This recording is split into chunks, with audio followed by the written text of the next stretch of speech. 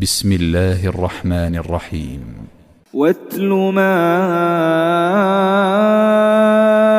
أوحي إليك من كتاب ربك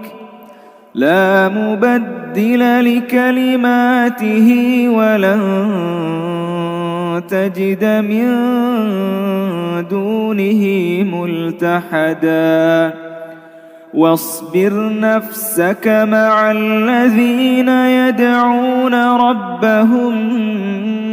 بالغداة والعشي يريدون وجهه ولا تعد عيناك عنهم تريد زينة الحياة الدنيا ولا تطع من أغفلنا قلبه عن ذكرنا واتبع هواه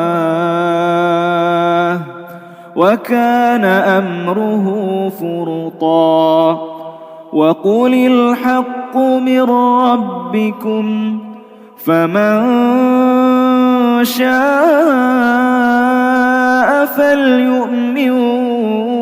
ومن شاء فليكفر إنا أعتدنا للظالمين نارا أحاط بهم سرادقها وإن يستغيثوا يغاثوا بماء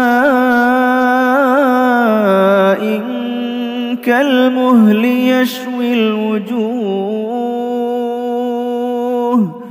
بئس